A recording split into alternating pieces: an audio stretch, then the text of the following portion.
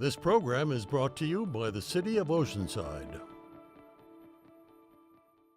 The following program does not necessarily reflect the views, opinions, or policies of the City of Oceanside, its elected officials, KOCT, its Board of Directors, or staff. This program is underwritten in part by Waste Management of North County in Oceanside. We are dedicated to serving customers and community as a safe, comprehensive service provider, a good corporate citizen, and a responsible environmental steward. Think green. Think Waste Management. Hello, I am Kelly O. Davis, and I am pleased to welcome you to this edition of Oceanside Spectrum on the wings of all the painted lady butterflies I've been seeing around our area, giving us a moment to glimpse what is beautiful. What is also equally exciting is a wonderful lineup of guests we have on our show. First is the Oceanside Public Library on the show to talk about all their upcoming events. The Farm Animal Refuge will be here to talk about their mission and how you can become involved.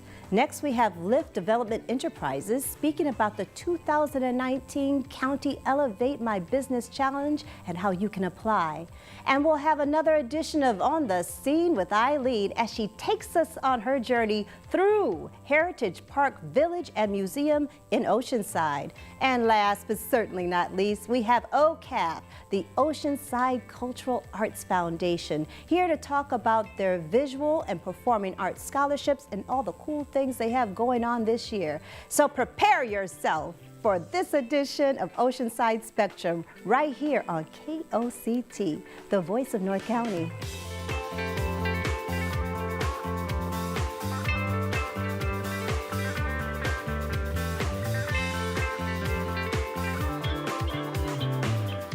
Hi, and welcome to this edition of Oceanside Spectrum. And for our first guest, we have CJ DeMento from the Oceanside Public Library. Welcome. Thank you. Hi. Thank you so much for having me here today. Oh, it's a joy and a pleasure to have anyone from the Oceanside Public Library because you all do cool stuff. Yes, we do. It's an amazing place.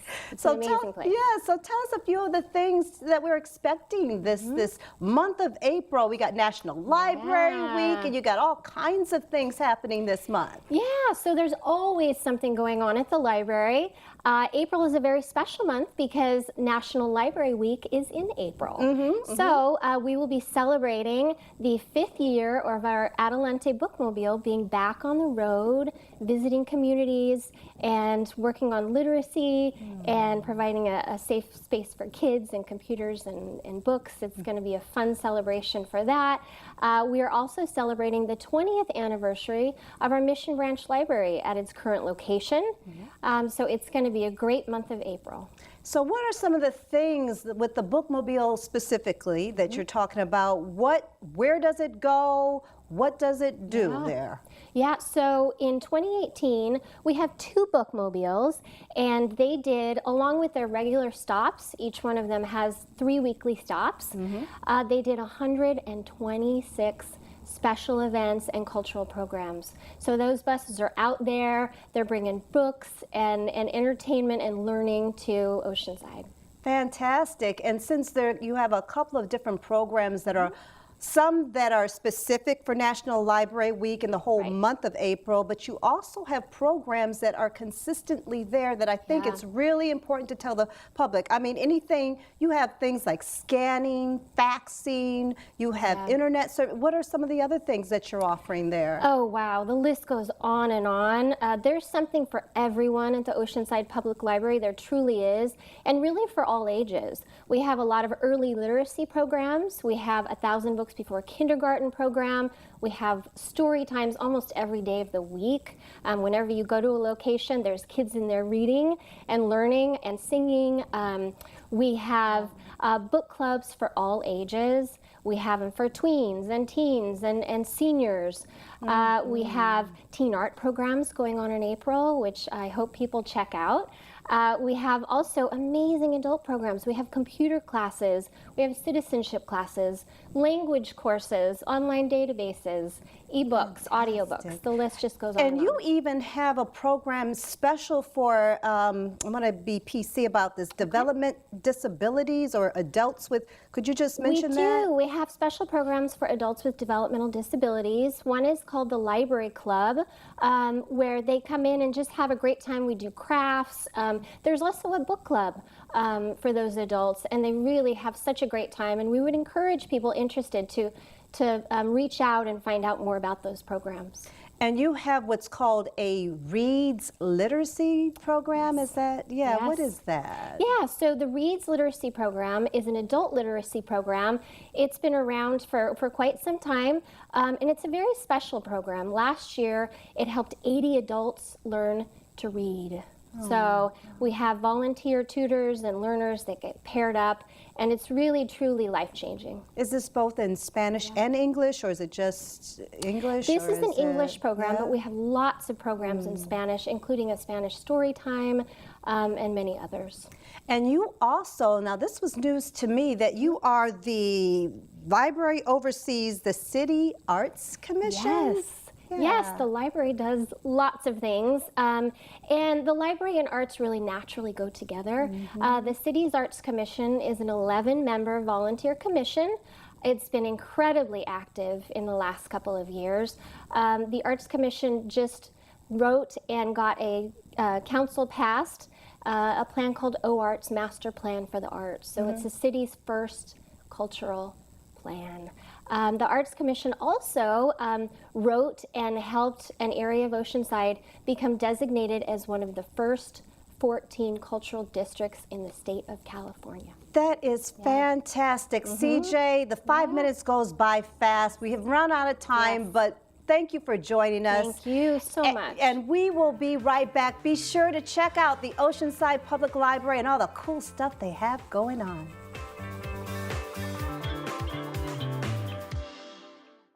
They told me a bottle couldn't dream,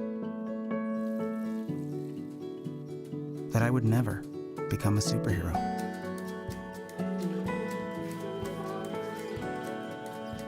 But I learned how to fly, just to come back in a new disguise and be the hero that I've always wanted to be.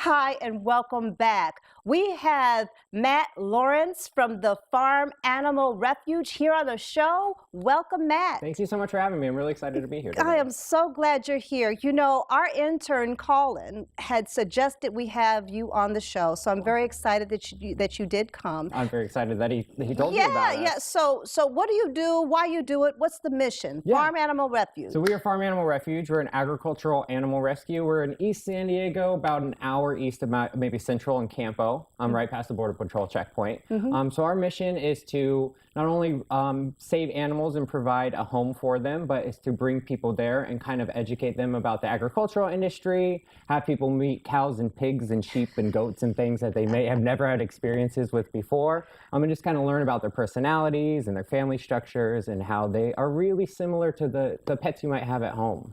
That is very interesting. So is this like, it's not a zoo? Not a zoo. We do provide public tours and private tours. We keep our numbers usually small for the comfort of the animals. So what our difference is the animal's home is right there, and their comfort is always going to be number one. People are always welcome to come and experience them, but the level of the comfort of the animals is always going to be number one in that kind of situation. But we have large groups, we have smaller groups, but we always base it on how the animals are reacting that day, and it's more of an individual kind of experience instead of you just seeing them over the fence. You get to interact with them, you get to feed them treats, you get to learn their names and their stories and where they came from, and it's a lot of fun. That sounds so awesome. I mean, so the public, I mean, you can pet them? Can you? You go in with each and every animal that it's really wanting to be friendly that day. Sometimes they're just a little bit in a weird mood. They get in a mood. Exactly. Sometimes. We all do, you know. So the ones that really want to be ambassadors that day, we go into all the pens and you learn about them, and you give the pigs belly scratches, and you get to hug the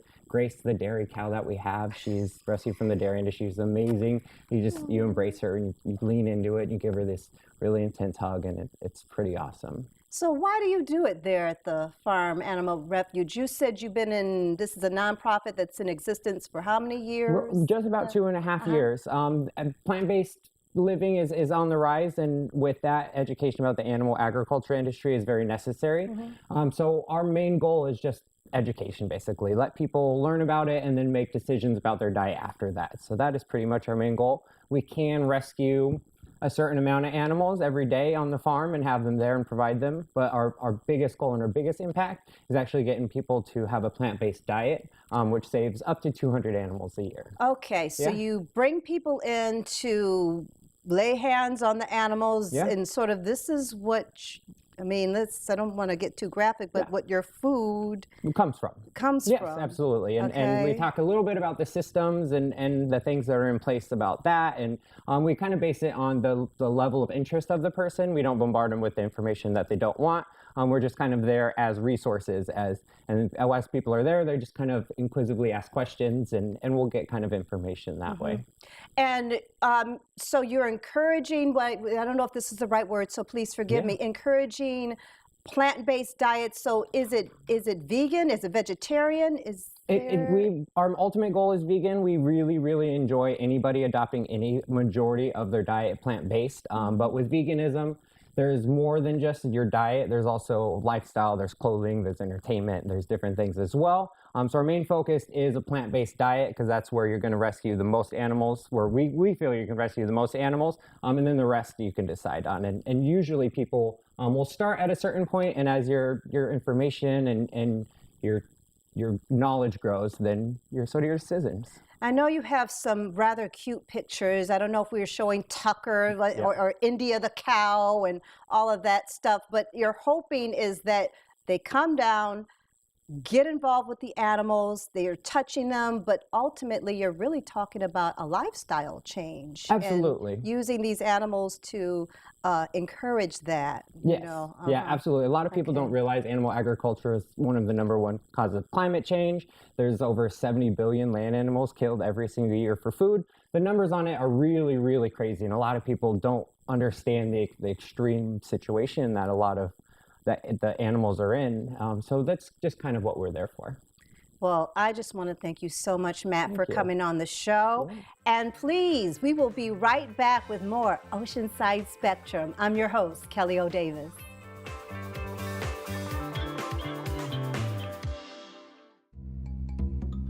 Sure, I look cute now, but when my owner lost his job, it was rough.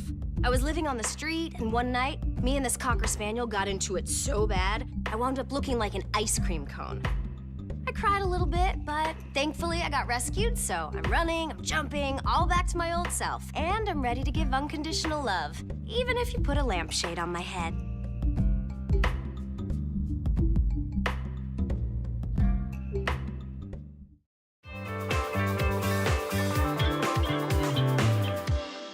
Hi, and welcome back. I am Kelly O. Davis, and we have another segment with On the Scene with Eileen and her tour of Heritage Park, Village, and Museum.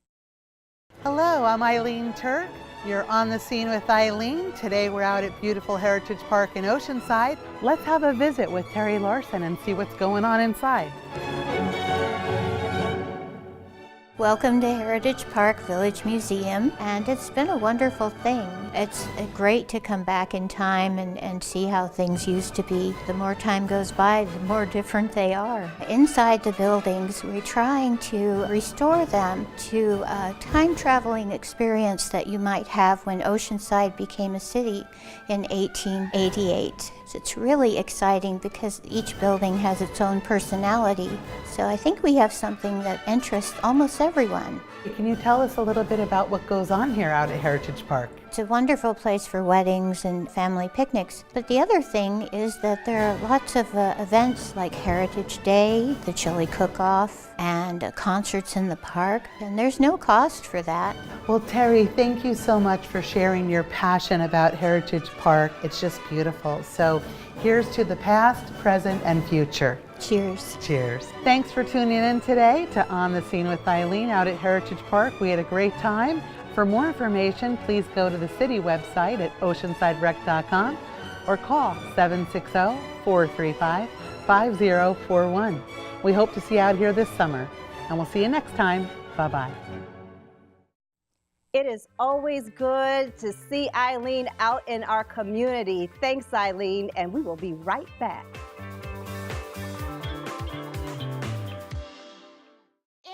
There was an old woman who lived in a shoe.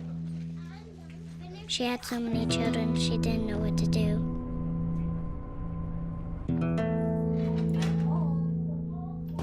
She gave them some broth without any bread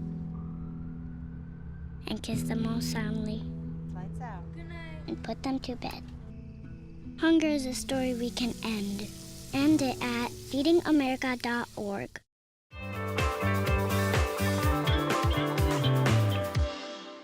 Hi, and joining us on the KOCT soundstage is Kim Folsom, Executive Director and founder of Lift Development Enterprises. Welcome, Kim. Welcome. I'm delighted to be here. Well, it's more like welcome back, because I believe that you were here last year talking about... We were last year when we were doing the 2018 Elevate My Business Challenge. And so now you're doing the 2019 Elevate My Business Challenge. And so tell us a little bit first about what Lift is. Who do you serve? Sure. Well, Lift Development Enterprises is a nonprofit community development and small business accelerator.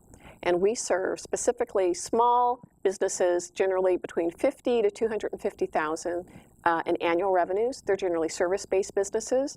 And our goal is to help these businesses grow, create jobs, and build a nice life for their owners.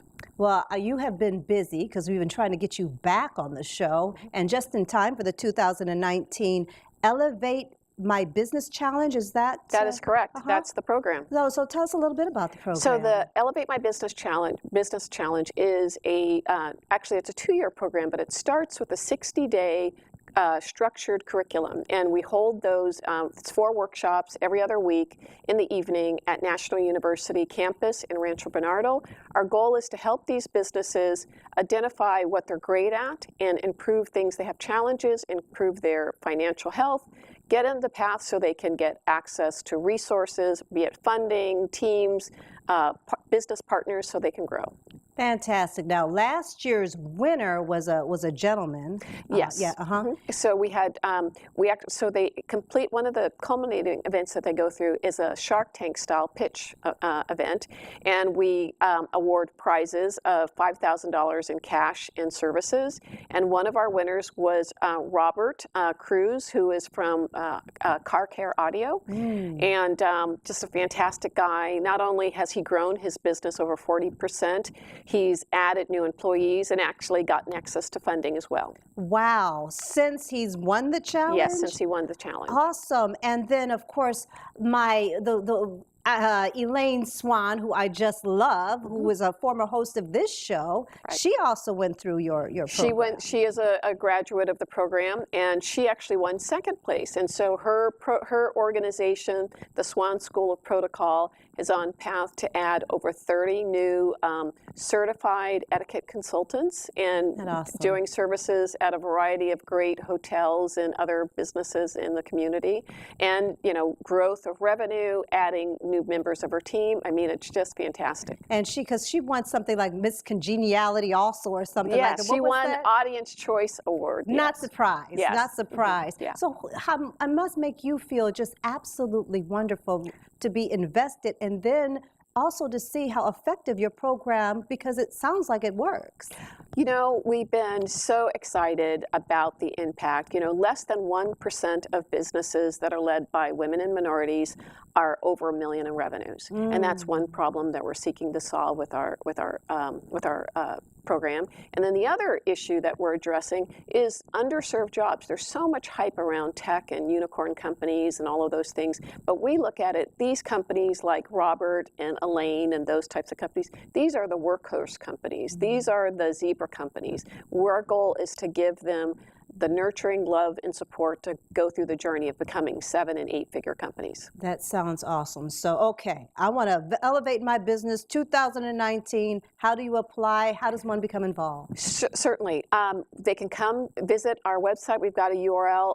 It is www.liftde.org, and they can apply there to participate.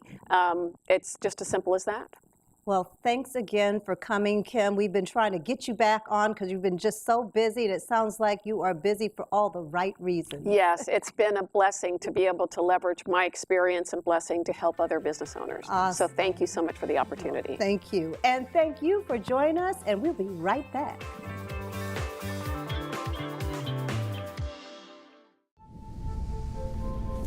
After 15 years of smoking, Eva Marie quit. There's a new lung cancer screening that could save her life. You stopped smoking. Now start screening. Learn more at savedbythescan.org.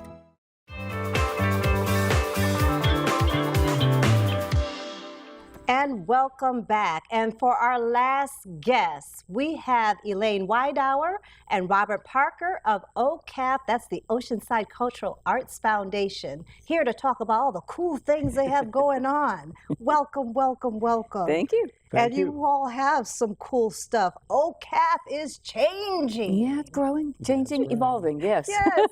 So, Elaine, talk a little bit about the history and how it's not so much that anymore. Okay, well, OCAF was created in 1989, and its primary purpose at that time was to build a world-class museum, Oceanside Museum of Art. Check. Then we went to the Oceanside Days of Art, which started as 1 day, became 2 days. That developed into Artist Alley. Then we introduced the Oceanside Music Fest.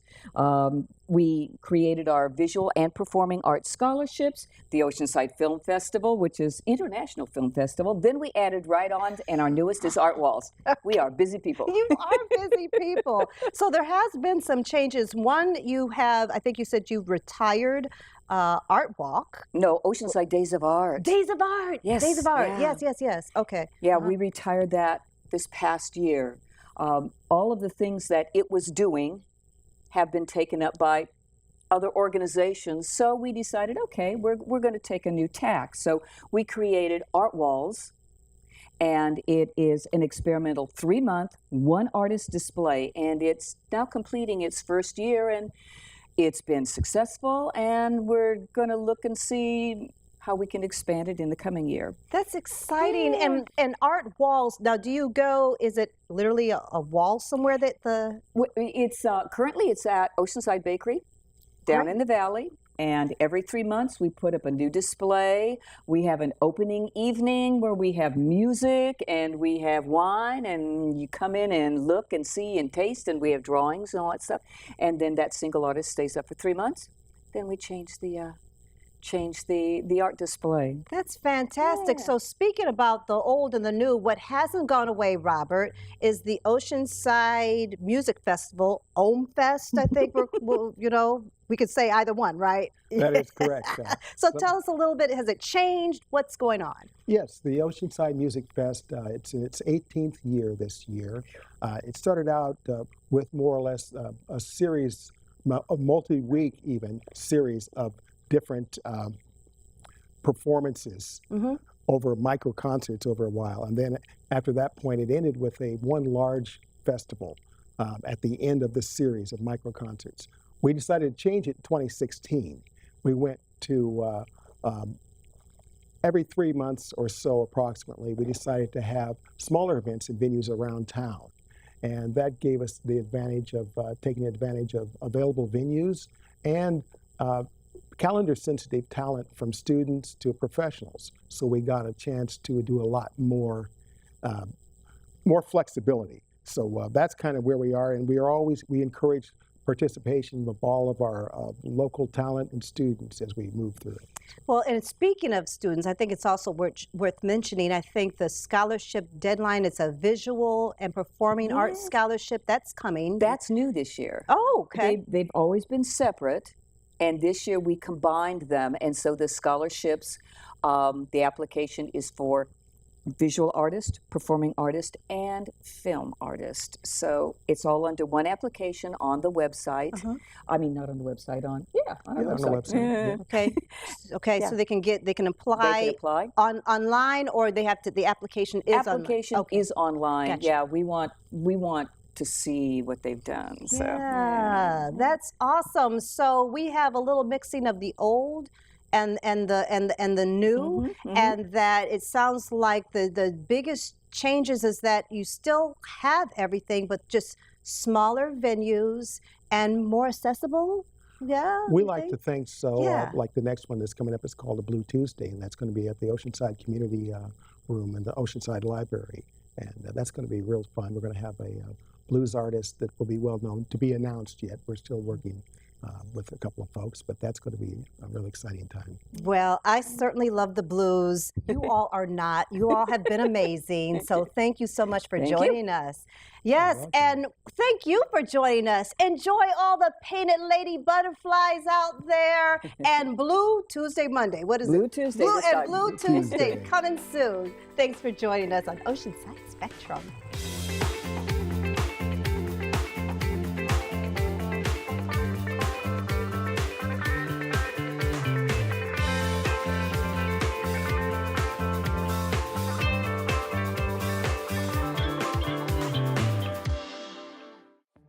This program is brought to you by the City of Oceanside.